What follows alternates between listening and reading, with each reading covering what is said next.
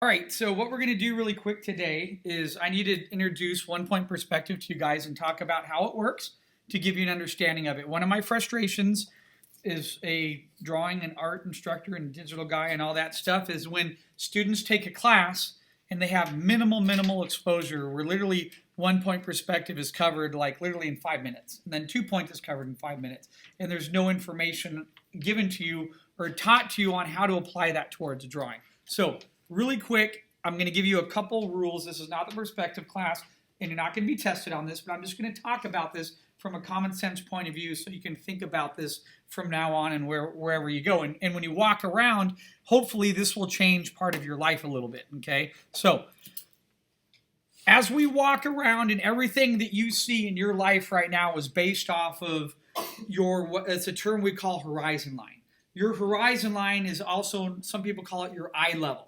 So your eye level right now are your eyes in your head, in your socket. So where you're sitting right now, if you look around you, here's the simple rule to always remember about how perspective works, okay?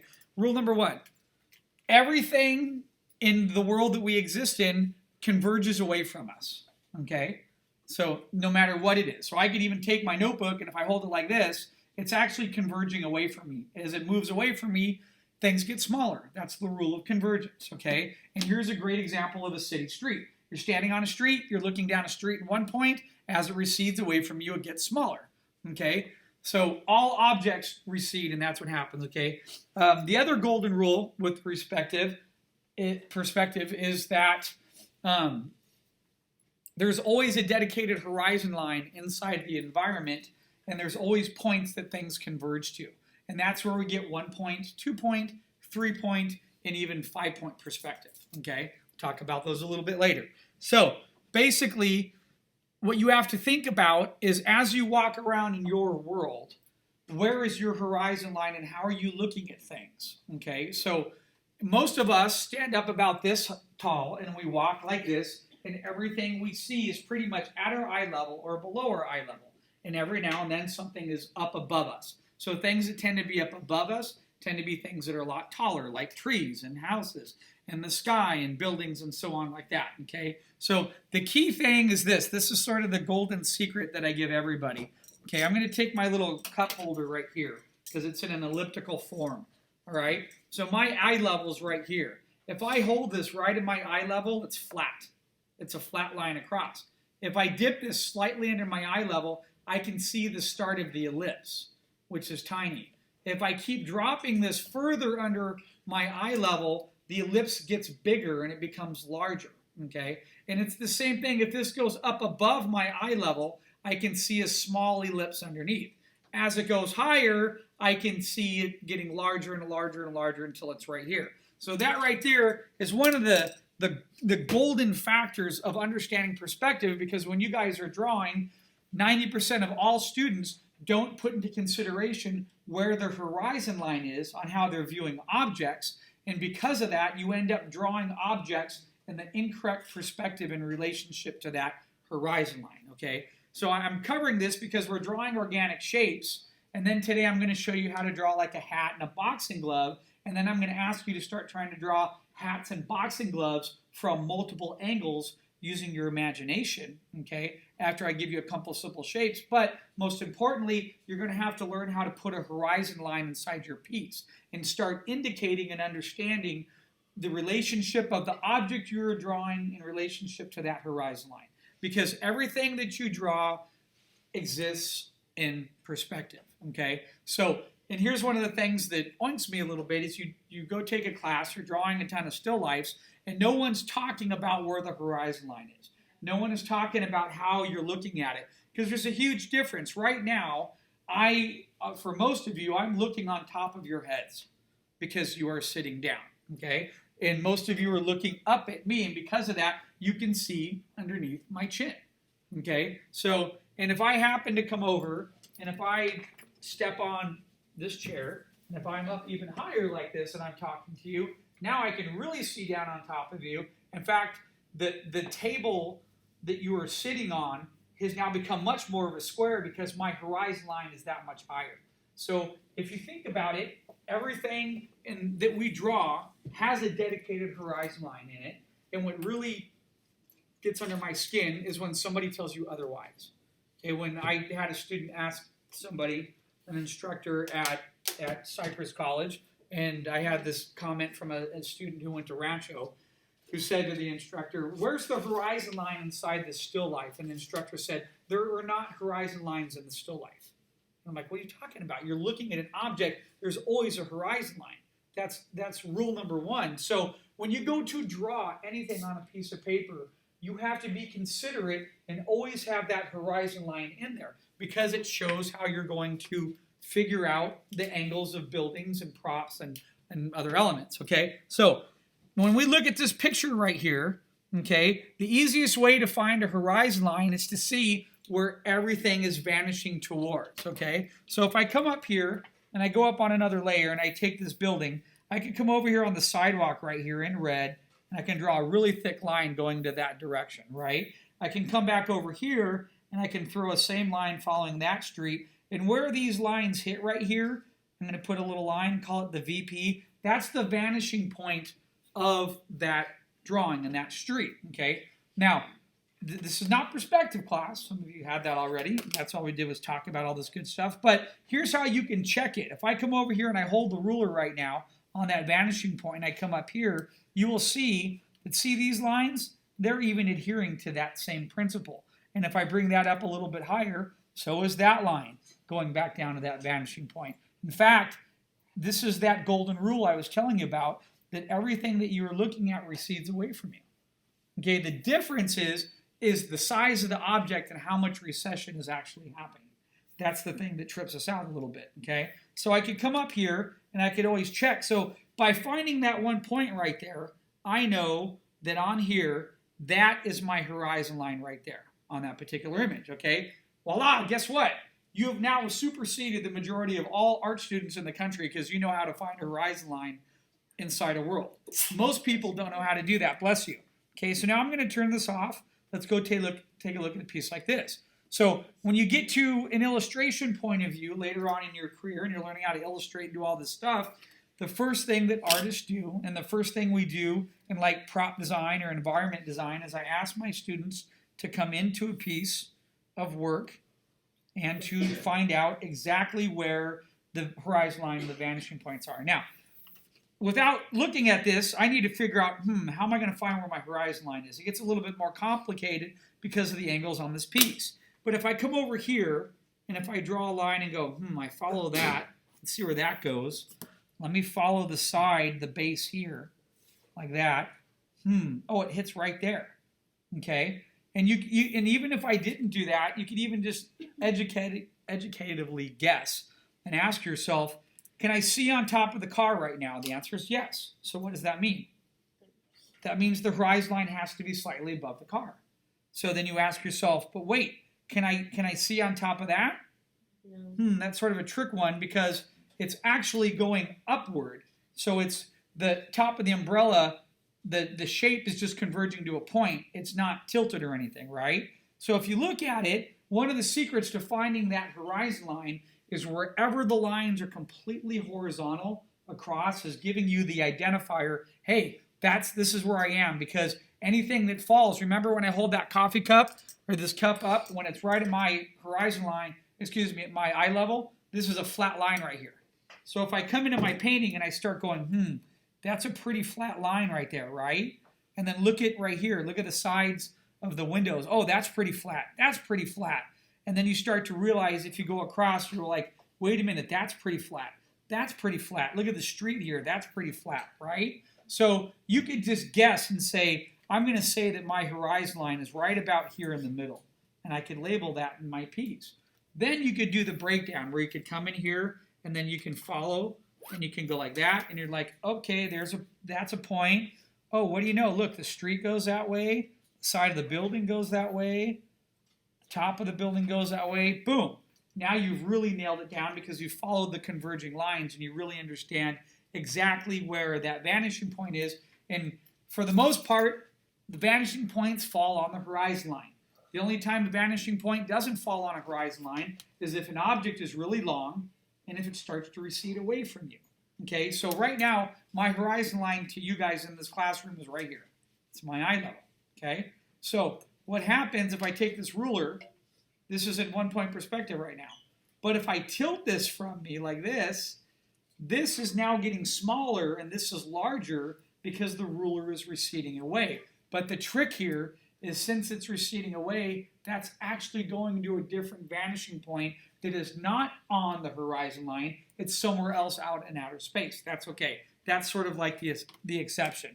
Okay, so one of your jobs whenever you go to draw is you have to stop. Uh-oh, I can't find the layer. You have to stop. I have too many things here. And you have to think about and discover where's my horizon line and what is the relationship of that horizon line to what I'm drawing. I'm sorry I cannot talk today. I can't figure it out. Maybe it's because I didn't get lunch and I ran over here. So anyway, that's all right. So what I'm going to do now is let me show you a couple other images. What happens when you get an image like that? And you're like, well, now I don't really have things that are converging in there as much. I don't have a building sidewall to figure out. So that's where I just have to sort of talk to myself and say, well, wait a minute here. I can see on top of this surface. I can definitely see on top of this. So when I get back here, Phil said those lines go horizontal. So I'm looking back here. That gets pretty straight right there. It gets pretty straight back here. In fact, I can just look at this right now and pretty much make a guess that about right there is where that horizon line is. Okay? And so, but then what's cool, then I could take a look at some things and I could start measuring a little bit. I can say, wait a minute, this tree from right here is getting smaller. And look, it's sort of going down. And there's a smaller one, but it's getting smaller, smaller, smaller. Do you see that happening there, right? So we call that scale. We're not going to be tested on this. I'm just referring it to you what it is. Because when we have an environment, there's something inside there that sets the scale that identifies the relationships, okay? All right. But the importance is understanding that. So there are times when we're looking at things in our environment, in our environment or world we're looking at, the horizon line adjusts. Okay, so if I look at this right now, the horizon line, before my horizon line was a little bit lower, so my horizon line can be very high. It can move inside my picture frame. So if I come up here, I could pretty much see where my horizon line is because I see that line. Give me a second. I need to get on that layer, put another layer up above. There we go. Because I could see this convergent line going to about right here, and I see that one coming in, and boom. Where that hits right there, I could then just come over and go, okay, that's pretty much it. Now, in this particular shot, that's right, but part of the street is in an angle, so it falls a little bit under the horizon line, right? Now, that's where this row is going, but if I look at the buildings, and you can see that if I come over and I start checking these rows, you can see most of the rows are converging back there. But you look at this and you're like, but wait a minute, Phil, that building is now going this way to another point right there, okay? Well, you have to think about it like this. If I'm standing and I'm looking at you guys in 1-point perspective, okay? Your desks right now are in 1 point to my vision, okay? This book is in 1 point to my vision. If I turn the book, it's not in 1 point anymore. It's now in 2 point. It has a set of vanishing points that go that way and a set of vanishing points that go that way. So if I put it on that table, so what I'm getting at is that you can still, your horizon line still exists, and you can have objects turned at different perspectives.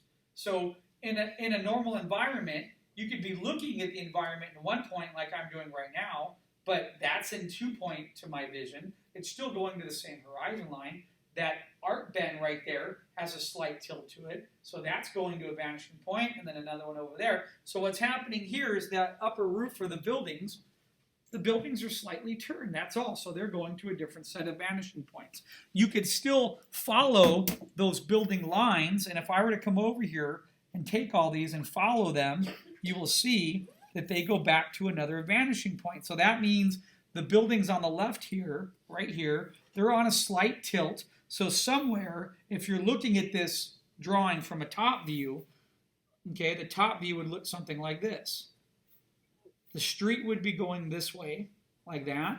And then somewhere about right here, there's going to be a dip or a small curve where these buildings are up here, and they're now converging to a different point. Does that make sense? Okay, that's how you figure this stuff out.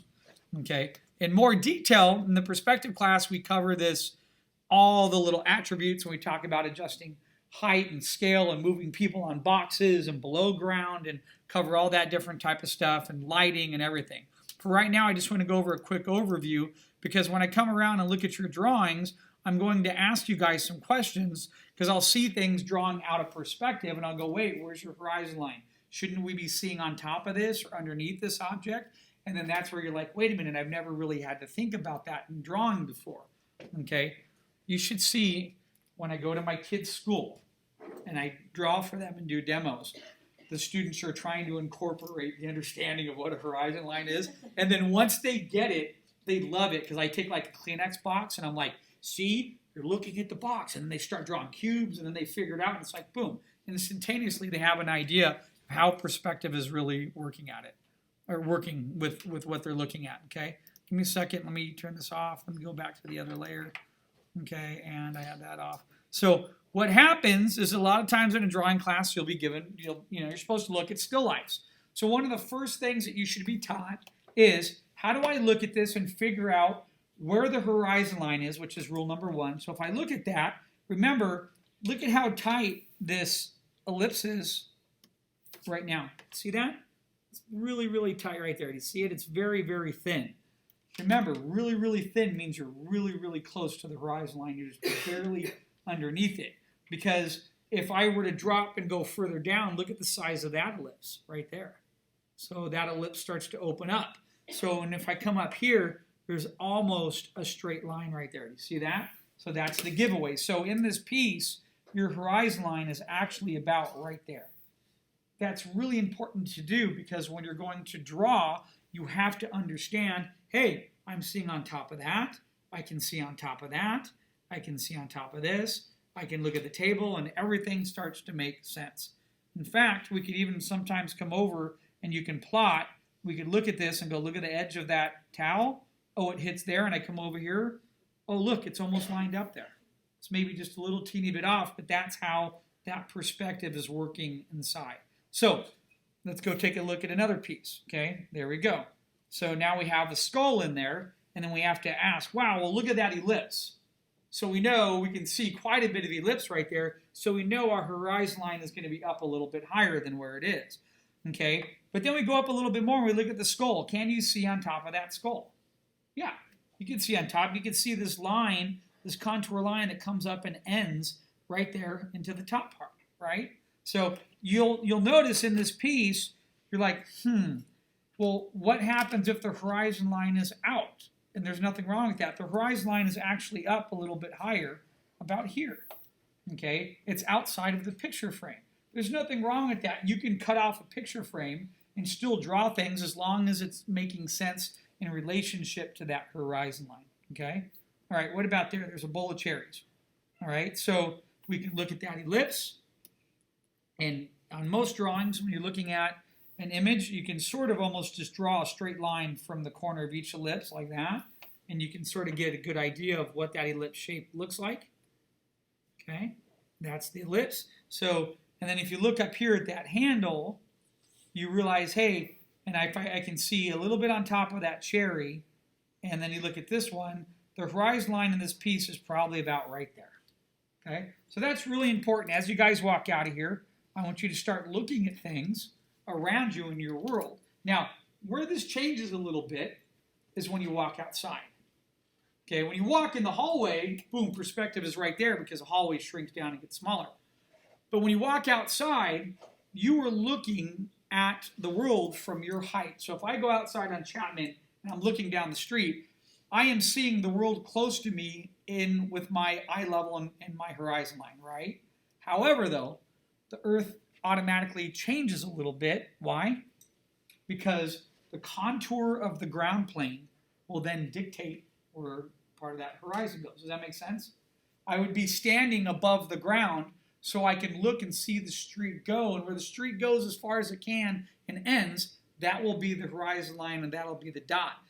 Okay, the vanishing point. The difference is I happen to be elevated above it and I'm looking at the world a little bit differently. So my horizon line, let me show you an example of that. So now that I mentioned that, let me turn this off. Let's come back down to this image right here, okay? So I might be standing here, and as I'm looking down this, the ground plane just converges right there. Does that make sense? So when I'm outside, I have to, even though if my horizon line's a little bit taller and I could see a little bit on top of things, that doesn't really matter. What matters is the ground is now dictating how all the objects are attached to it. So I have to draw the horizon line that the ground recedes to. That's just sort of like a golden rule. And where that can really mess with you is when you see, hold on, I didn't pull this up, but I'll show you an example really quick.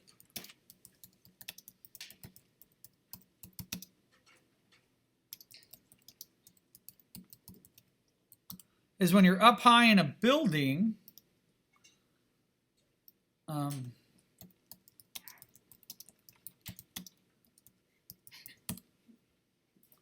there we go. When you're up high, I don't know who would want to do that, but see, the Sears Tower, they have a see-through window that hangs out like that, and you could go stand in it while you're 60 stories up, right? So here, the horizon line, let me just give you a better example, right? See, the Earth's horizon is going to be dictated by the surface of the Earth. The Earth, we live on a circular planet, right? We're all in agreement there. It's like, no, it's still flat when people sell off of it. No, right? So we know that, and so when you look out, so my point is, if you think of it like this, here's a sphere. When you get high enough and you're looking, you can see that curve I'm talking about. You can see where all the lines go. And if you've ever been in a plane, one of the first things you do on a plane is you look out the window and you're like, whoa, I've never really seen this point of view before, because you're up high and you can see things go and converge, and you can see a little bit, maybe a teeny bit of either the horizon, you see the horizon line, but you start to see a little bit of a rounding happening where the Earth's spherical plane is starting to go far away, and it has a little bit of a round sensation to it. So when you start looking, depending on what we call the point of view of how you're looking at objects. So here, this is what we call an angle of view. The angle of view is that I'm standing there looking out this way, and then I dip my head down this way. And because of that, I'm looking down, and I just changed my vanishing point because of my horizon line. But there's a different horizon line for all of these buildings that exist, right? And that recedes back to the curvature of the Earth. Does that make sense? Okay, that's about as far as we're going to go on perspective, and this is great stuff to talk about, and it's great stuff to look at, because you know, like look at that. You can look at that photo. Can you see a little bit of that curvature starting to happen there? Okay, so when you're up really high and you're looking down at 60 stories, I think it's like, actually Sears is 70, no, maybe it's 80-something stories up high. I've been to it once, and they didn't have that little port window, but I was like, okay, I'm ready to go. You're in the building. Has anyone ever been really high like that? You can feel the wind. Oh, yeah. Oh, yeah. And you're in the building and you're looking at something and the room's going, it's swaying in the wind. And you're like, okay, get me back down to the ground. Yeah. You know what I mean? So it's not a comfortable feeling. But anyway, that's what part of that principle is. It's pretty crazy though. Anyway, so that's what happens when you sort of go outside. So when you guys leave today, walk out to the parking lot and look at where you're at and look at where things recede to. Okay, the funny thing is culturally as people, we tend to build everything on right angles. Houses are built on right angles. Streets tend to go this way and go this way. Okay, and whenever you have a street like this, like if you ever go to the orange circle, like people panic when they get to the orange circle. You're like get there and all of a sudden now you got to go in a circle and figure out how to branch over and go another way, and people just like flip out. By my house, you're driving on a perpendicular road, and then there's a cutoff that sways and curves like this, and everybody just goes really slow because they get all worried because we're so used to, I mean, look at all the design that we're encountered with. These hallways are designed to be perpendicular. Everything's at 90-degree angles. You walk down, you walk out, you walk here, you make a left, you make another left, you go down to the quad. Everything's set up that way. So that's what we're sort of used to seeing. Okay. All right. So let's look at a couple other images here. So you get a table like that, you realize you're looking on top of everything, you know the horizon line is going to be out of the picture frame, okay? And then we get over here and we get to, so what I want to talk about today, just real quick, as we're doing organic shapes, I want to talk about hats, and then I want to talk about boxing gloves.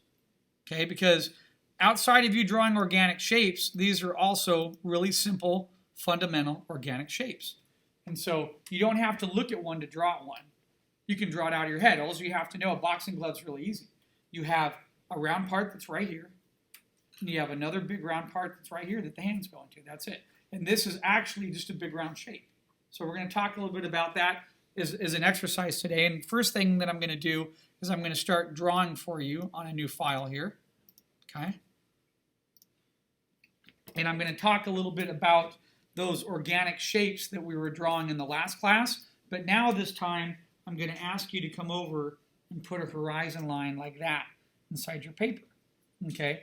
And the purpose of doing that is, last class I had you guys just drawing organic shapes and at any tilted angle, and there's really no, a lot of them looked really good, but there was no foundation holding it together. Now, by us introducing that horizon line, we have changed everything that works, okay? And what's happened is now I have to be consistent, or I should, not consistent, well, I have to be considerate of and be consistent with my line work.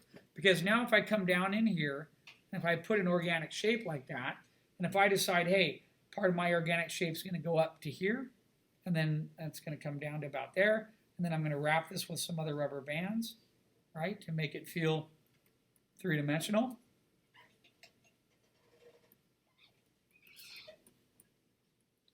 It gives me a better understanding of, hey, wait a minute, Phil said I'm underneath my horizon line right now. So I'm going to be able to see the top of this object, and I'm going to be able to see these lines that are going to be, oops,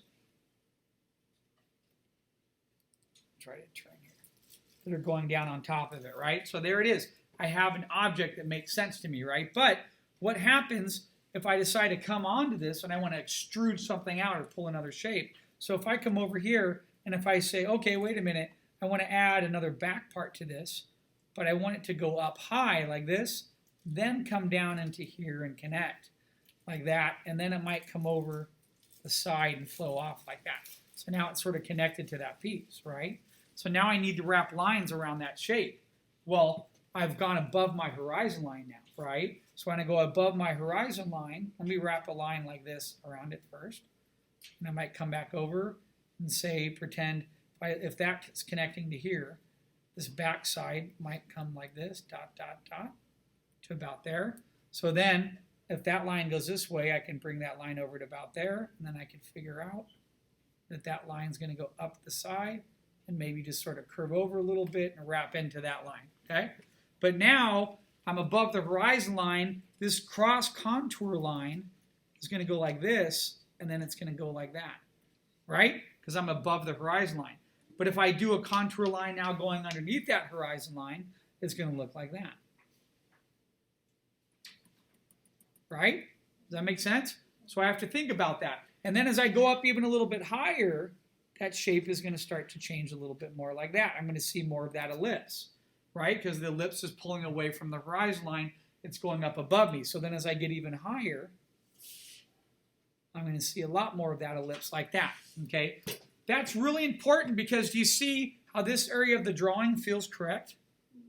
Okay? It's starting to make sense. And then even down here, if I come over and I throw a line down part of this, where that hits here, and then come back and go dot, dot, dot, I even know that that is going to feel wider because I am dropping underneath there. So a cool exercise that one of my teachers showed me back in 7th grade, I had the coolest teacher named Mr. Graber in 7th grade, is we would throw a horizon line on a piece of paper and we would put an inch marking like that.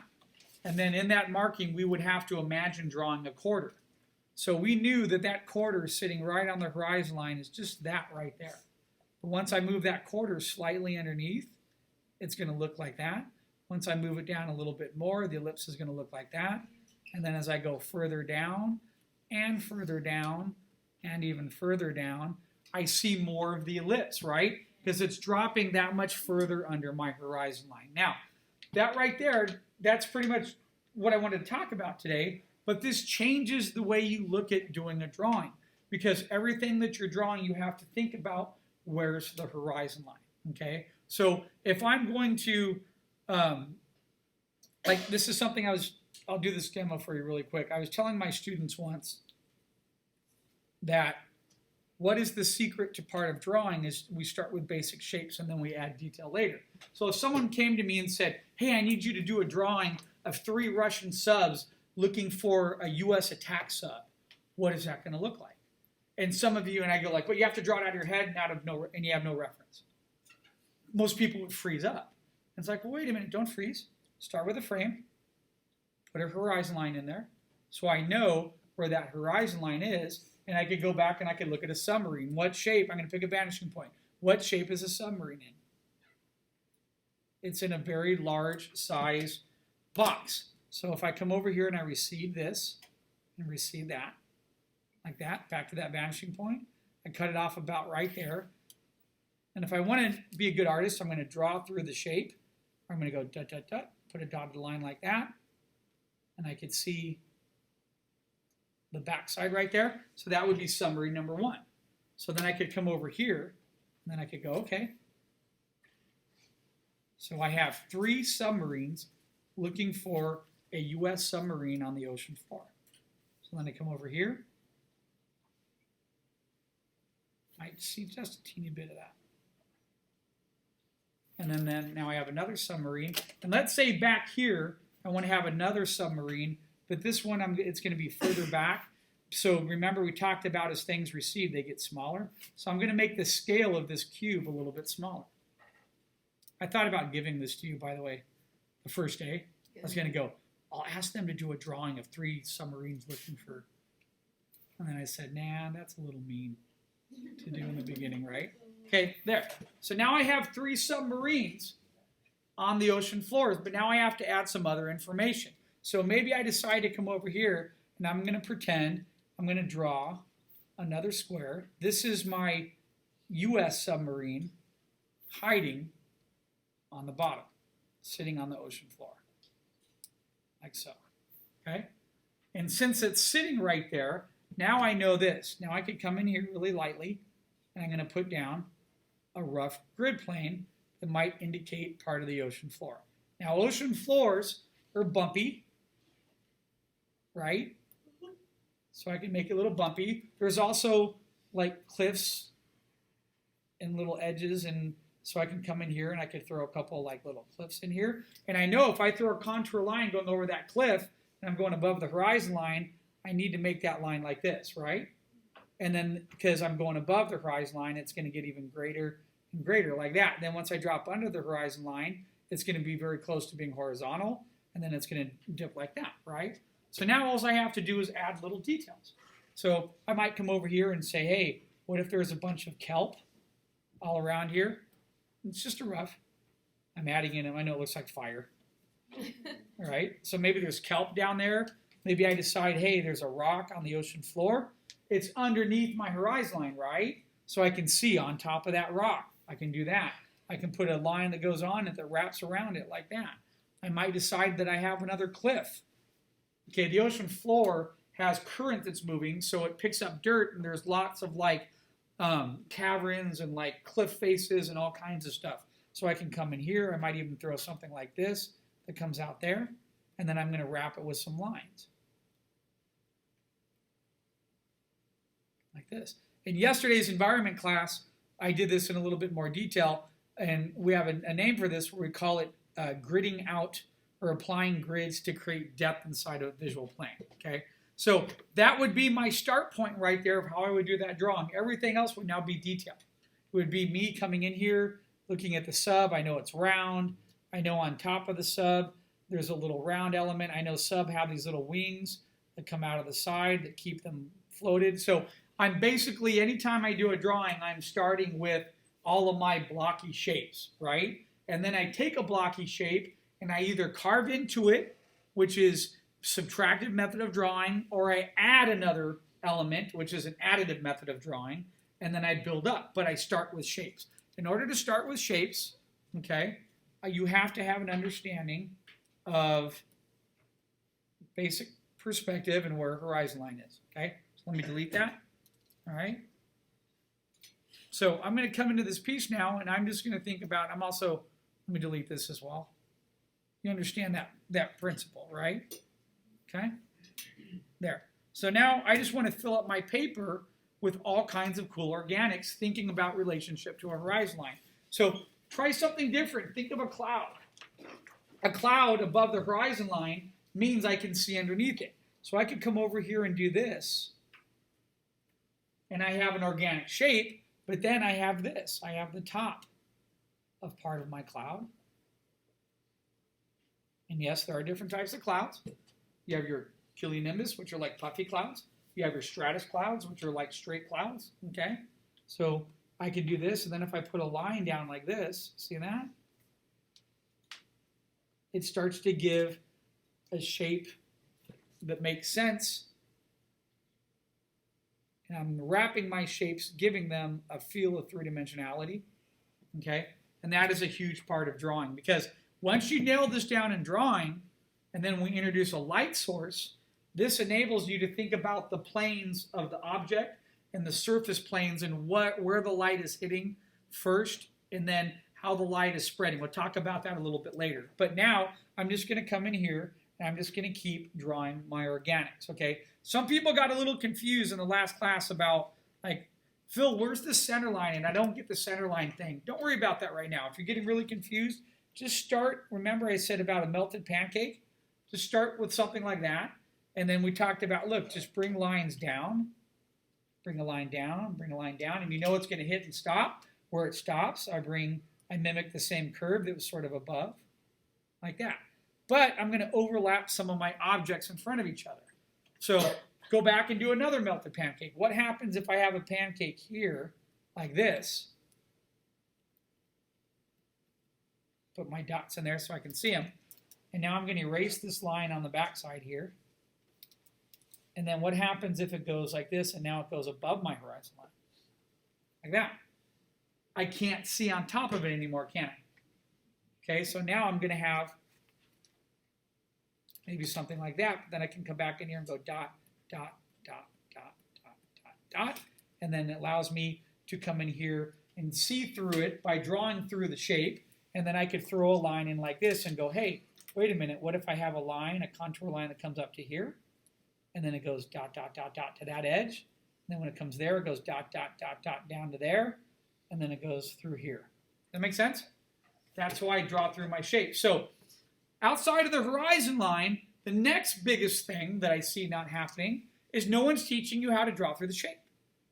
When you're drawing something, they're not talking about understanding what is on the other side. In order to draw correctly and stack things in a real world, remember this is an illusion, it's paper, right? But to stack things in front of each other, I have to understand where one object ends to stack something behind it, okay? So now I could come over here, keep adding to your drawing. I could come back over here and I could go, hey, this is pretty cool. What if let me make a weird funky rock structure. So I'm going to get daring here. I'm going to come over here and I'm going to draw a couple light dotted lines through here, and I'm thinking of a large rock that's at an angle, that's at a little bit of a tilt like that next to that rock, okay? Something happened to my pen for a minute. Let me double check. It got really light all of a sudden. Or like I could barely see it. Maybe it's just oh, that's why. For some reason it went down. Okay, there. So I get this line in here, right? I get that line in here. So I'm thinking of a big rock at a tilted angle. So I'm going to come over here. I'm going to throw a couple of lines like this. And I'm imagining a big rock. And now what I'm going to do is I'm just going to draw through that. So I'm going to come over here and say, hey, that's underneath my horizon line. It might go like this. Then it might wrap up here to the top of the rock. And then wrap up. There's the other back side of the rock. And then it's going to come back down to about there if I were to cut through my shape, right? So it's a little bit of the rock's at a tilt now, which is okay. But I could still come in here and I could define that for everything else. I'm going to come over here. I'm going to come over to there.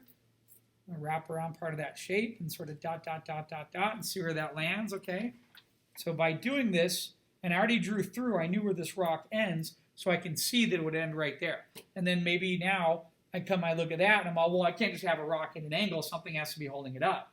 So I can come right here and touch right there and go, okay, I'm going to have a rock that goes like this that's maybe down on the ground. But now I need to draw through my shape a little bit to understand where this is hitting. So this rock can't land right there, can it? Because what's happening right here? I'm hitting the other shape. I'm hitting this shape in the foreground. You see that? That shape in the foreground, if I draw through it, it ends right there. So that rock can't end right there. It actually has to end further back here and then has to come this way, hit about here, and then go that direction. Okay? So I'm going to erase that line that's overlapping. And since it's underneath the horizon line, I can see on top of this rock formation, right? Okay? So then I could come over here and draw a dotted line and say, excuse me, not a dotted line, but I can wrap this with a line, bring it down here and go dot, dot, dot, dot, dot. Bring that back up. Look at that. Now I have part of a rock formation that's taking place there. See that? So what's happening is now I'm drawing a whole bunch of organic shapes, but I'm starting to overlap them, and I'm getting them in relationship towards each other. Does that make sense? Okay? So it was really hard for me to try to write this class because I'm trying to show you a method of drawing that applies to what I do when I'm inside the industry and when I draw. I don't draw details until the very end. The first thing that I do, let me show you a drawing that I did here that you guys can go watch if you like. It's a more detailed drawing, but I want to walk you through part of this so you can see it, okay? Let me find the one of, I have an environment. This is a lecture that I did for CGMA when I was teaching there. Let me just find it. I should probably just hit all videos. That'd be easier. Down. Where is it?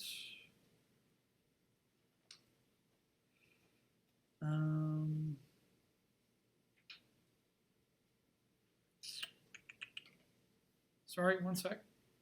I'll find it. Actually, this is pretty cool. This might even work better. This is a drawing I was doing once of just a base vehicle, right? So I don't need to hear my voice anymore. So if I go through this, you see what I'm drawing there? Even though it's a box. I have a box with a horizon line. I figured out where that box is. Once I have that box, I start carving into the box, putting contour lines, figuring out where I'm drawing a van. So I'm figuring out where the windows are going to be, how lines are going down. But what I've already done is I've already identified what? That there's a horizon line up here. I can see on top here. I can see that side, and I can see that side. That's pivotal before you draw anything. So then, once I have that box shape, everything else I'm going to come in here and add. I should probably delete this video and redo it. I think I did this on one of the little iMacs, and it cropped part of the video. Yeah, it did. It's not showing the whole thing. So as I come in through part of this, look at my reference, and keep drawing. I'm adding a bunch of details on top of my box shape. So here's another vehicle, right?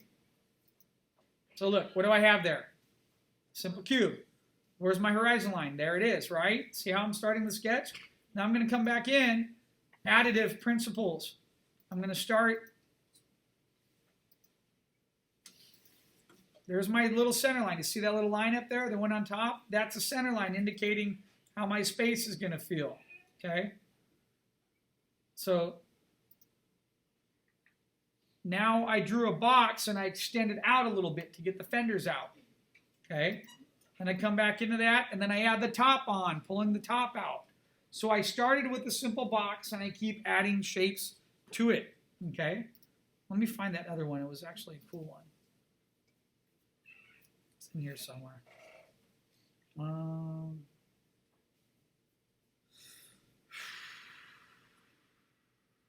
This is why one thing I just figured out how to do the other day, I can organize all my demos by sections. Someone showed me how to do that on YouTube, which I have never known how to do before. Why am I not seeing videos? Give me 1 second, I'll find that drawing for you.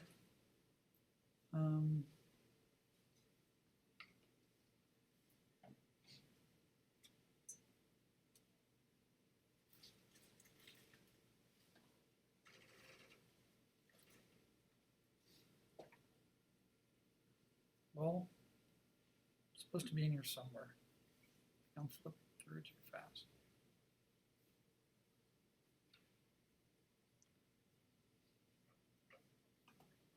Well, I'll find it and watch. As soon as I finish the lecture, I'll find it, right? But you understand the principle I'm getting at, right? What I'm talking about. Start with the key shapes. Get the center lines. Draw the boxes. Get those nailed in perspective. Then you can start putting other stuff on top of it, okay? You can start adding up detail or later. So everything that I draw, like here's a warehouse demo that I did for one of the environment classes once, right? Interior design class. In this, there's no detail. Everything that you're going to see is that right there. See, I'm starting with a horizon line. I have my grid down. I have a frame. I'm going into that frame, and then I'm starting to just add a series of boxes. See, I get all my boxes developed, and I get them all laid in. Then at the very end, we come in and we add detail. We don't start first with detail. That's the worst way kids learn how to draw, because you're taught how to copy. So when you copy something, you're looking at all the detail, and you put the detail down, you lose the structure, and then you don't have the ability to correctly draw the object. That's sort of what I'm getting at, what I'm trying to show you. Okay, so now we talked about, this is a sort of a cool exercise. So in one of your pages, I'd like you to start drawing. Remember, we have 5 pages for this week, right? So in one of your pages, I'm going to let you start drawing for the whole rest of class. Start drawing organic shapes, but have them in relationship to the horizon line. So if it goes up above, we see underneath. If it goes down underneath, we see on top of it. And then you have to come back with your cross contour lines to make it read. So I did mention really quick just these 2 shapes if you want to throw them in because they're fun. A hat and a boxing glove. Okay? A hat is really fun because this. A hat is that. It's a base oval. We're looking underneath it, and then we come up and we have the top of the hat. The difference is the bill of the hat. Some bills are flat, some have a curve. So if I come in here and I throw a little bit of a curve like that, and then I pull lines coming out this way, and I round that like that, I've now drawn the hat with me looking underneath it. Okay? I thought that was my computer. I was tripping out. Like, why is it playing music right now? Okay, so if I go like that, and then I throw a couple center lines going down here, I throw a dotted line to the other side, okay, oops. If I even come over here and throw a line going back this way, I can find out exactly where that's going to hit on the other side, right? So that's drawing a hat. So what if I want to tilt my hat up a little bit? What if I tilt my hat this way? And then I come over here, and I throw the top of the hat, I draw underneath it, I draw going through the top, I come down to here, and then I realize the bill is now coming this way. And I want to add some thickness to the bill, because everything has thickness to it. And then I could even come in here and figure out, hey, I have part of the inside of the hat connecting into there, right? So that's my hat. So same thing, I come back to here, I didn't add any thickness to this. I can come over here, raise this a little bit, pull this to the side, come in here and end it. And then where that bill is like that, I'm going to have part of the inside coming in here like that, wrapping up through part of this, dot, dot, dot, like that. Okay? So that's the benefit of drawing the hat. If I start drawing it from multiple angles, you don't have a hat to look at, do you? But you know a hat consists of, besides Paco back there, right? Everyone's all looking at him. He has this hat, he's all modeling it. No. So, but the hat's really easy because when it comes down to drawing, you start figuring out how many parts are inside a drawing, and then you draw it. So a hat's only 2 parts, okay? What about a boxing glove? A boxing glove is pretty simple. This is what a boxing glove is. A boxing glove is, oops, I made that a little bit too wide. There's 2 ways to draw a boxing glove. One is you come over here and you draw like a simple Q. You get that matched up in perspective, where it feels pretty good. You can even draw through, dot, dot, dot, dot. Like that, right? And then we come over here. That's where the glove part's going to be inside there. But then you have the part you put your wrist through. So if I come over here, I find that center line area like that. And then where that is, I put a large circle about there. And then I extrude, I pull a shape out, and I draw that right there. Does that make sense? That's where you're going to put your hand through. Uh-oh. Why'd it go to sleep? Hold on.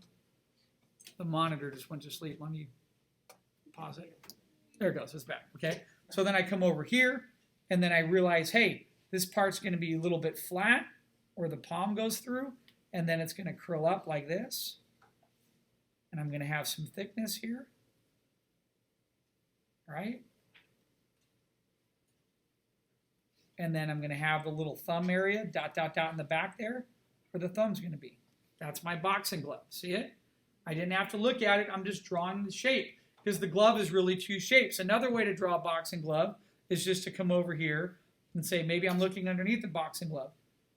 The boxing glove is in the shape of a sphere. What happens if I slice off the top of that sphere and it's above my horizon line? I'm now looking underneath part of that shape, right? So then maybe I come over here, I draw right there, and I go, okay, that's the part of the glove that's going to slip out right there. Okay, and then maybe part of the hand comes this way, the glove's going to go this way, the glove's going to turn, it's going to come here, so that's going to be the bottom. I need to raise up that upper lip a little bit, and it's going to come down to about there. Does that make sense? This lip's going to come in here, dot, dot, dot, it's going to connect back there. So since I'm looking up at it, I'm going to be able to see underneath there, and I'm going to be able to see underneath that part of the fingers, right? Okay, I just picked those as random shapes, boxing glove and a hat, because they're pretty much two shapes to me. You can pick something else if you want.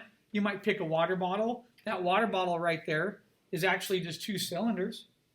It's one cylinder with another smaller cylinder on the top. Okay, so if you start looking at objects around you, you're going to start noticing how many shapes or elements exist inside of an object. That's just one cylinder. It's just squeezed. You know, here's my water bottle again. So it's one cylinder here. The cylinder gets pinched in the middle, right? So it goes doop, doop, pinches, drops down, and then I have a smaller cylinder on the top. So I just draw those cylinders. I don't have to look at this every 20 seconds to draw it. I just look at the shape and go, I know what shape it is. And that's it. That's all you have to do. Okay? So, but the key is I want you to think about rotating some things. So, you know, what happens if you have a hat and the hat's tilted this way? And you have the top of the hat. And then what happens if the bill of the hat is now going this way? Okay? What happens if the hat's really low to part of your horizon line? That's up about here. And then we only see a little bit of the bill of that hat like that. Okay? Draw the lines that go through it. Figure out how it works to the other side. Okay, remember last class too, I was talking about a little bit of subtraction of shape. Like what if I draw this shape here and I come in here and I go, oh, you know what, I want to put a big chunk out of this. So I cut that out. I come in here. I take a chunk out of it. Now my contour line goes over to here, then goes across to here, and then dot, dot, dot, dot, it connects like that. Okay? Oops.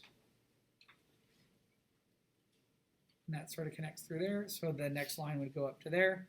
That would sort of cut through a little bit like that. Dot, dot, dot, dot, like that. Okay? So have fun with it. You don't have to do necessarily the glove and the hat. I'm just throwing them out there because now you can start to rotate an object that you can visualize in your brain.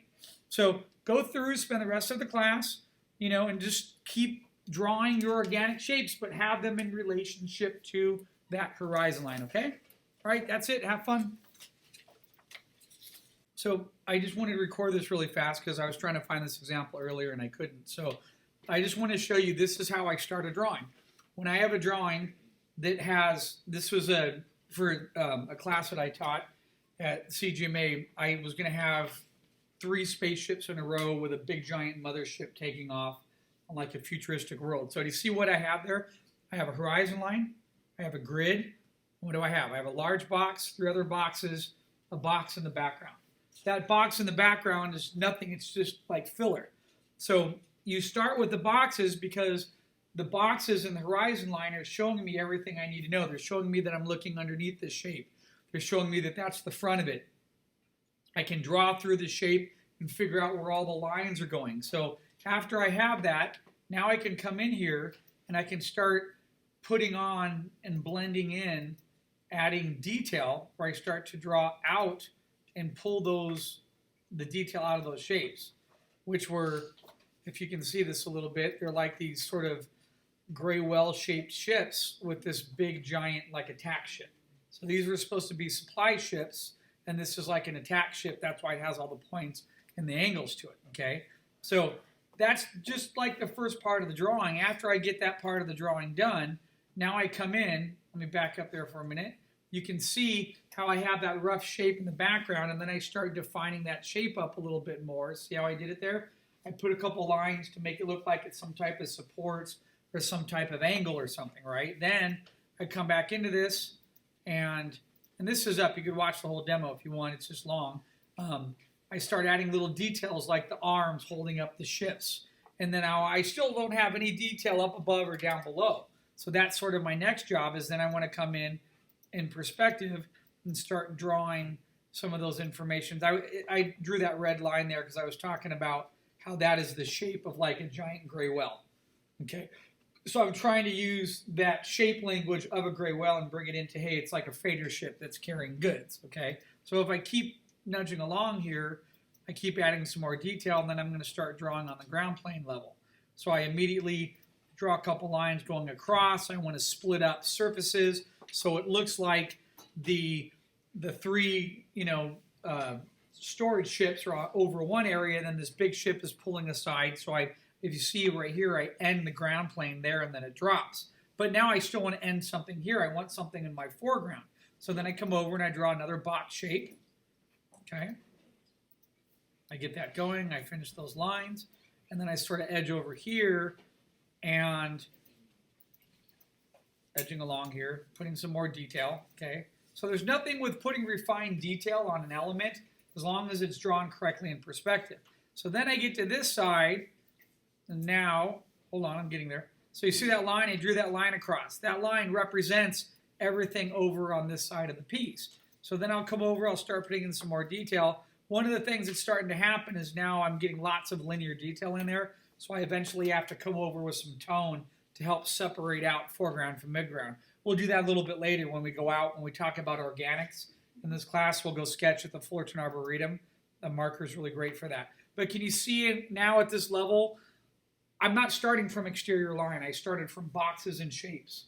And then I keep putting in lines, interior lines, to define little details, but without those shapes, it doesn't work. And then if I keep jumping across here and doing a little bit, and then I put some little like ships here, adding fuel to these. I have scale, little people walking around. I decided to come over in the foreground here, and I put like a little mechanical arm type of thing.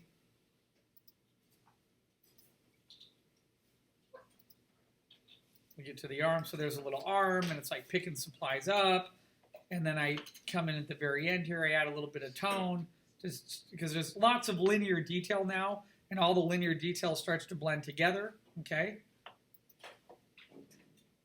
And then as I come across here, there, I put some tone in to separate. So now you can identify, hey, here's foreground, here's a ship above, here are the three ships in the back, right? So that's part of that whole process right there. So do you see how that's working? But I didn't just start, I started with just cubes in the piece. So you really have to think about part of your as we progress in this class. Some of you aren't at this level yet, but you will be. You're drawing with simple shapes, and then you're adding on detail. Another good example of that is making a cake. You have to make the foundation of the cake first. You put it in there, and then you come back and you put all the icing and the detail on top of the cake. That's the exact same principle on how we draw, okay? So just trying to make sure that's one of the examples I wanted to show you. I had another example in one point, but it's sort of the same process and premise on how we move from, the very, very beginning with rough shapes, and why we draw those lines around there to find center lines, why we divide them up to draw through to the other shape, and why we organize those shapes overlapping each other in perspective to get depth. Because part of depth is not just two ways to get depth. One of them is using horizon line and having objects transfer scale. The other way to get depth is we overlap objects on top of each other. And when objects overlap, they create depth. That's why I mentioned at the very end of that demo, go back in and try now that you have a horizon line, try drawing objects on top of other objects, and that's going to create more depth inside your paper. Okay? All right, have fun.